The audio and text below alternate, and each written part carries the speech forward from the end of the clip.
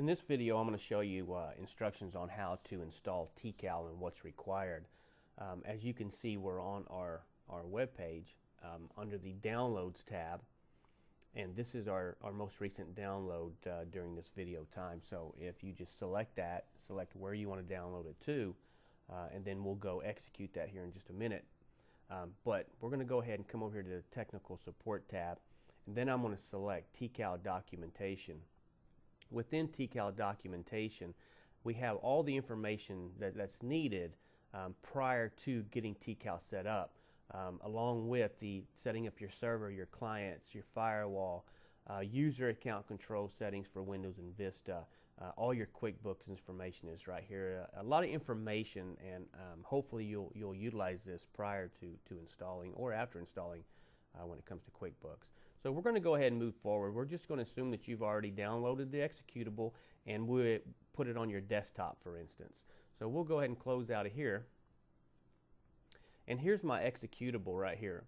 So prior to installing, there's something that we need to check, and that's going to be our access control.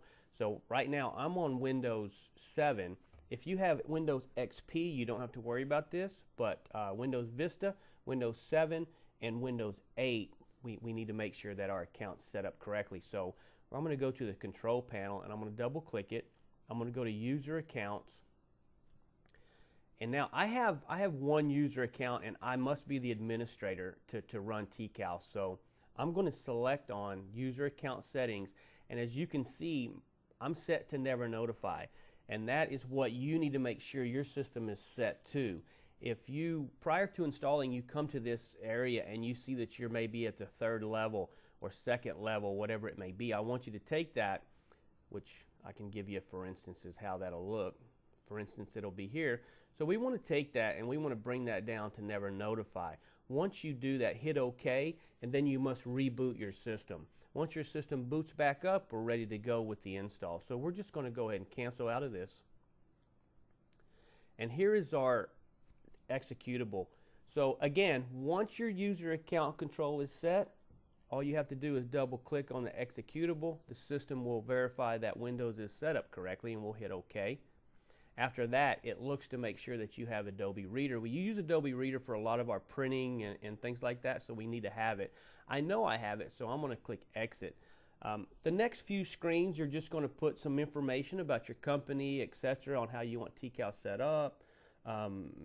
So for video reasons, we won't go through all those steps because they're pretty self-explanatory. The main thing is that you know to set your user access control prior to installation. Now, if you're using this on a server and you have clients, make sure that you get TeeCal loaded on your server first. Then after that, you can load it on your clients and then connect. Again, the information for setting all that up is at our website at teecal.com, and then you go to TeeCal Documentation. Thank you for watching the video.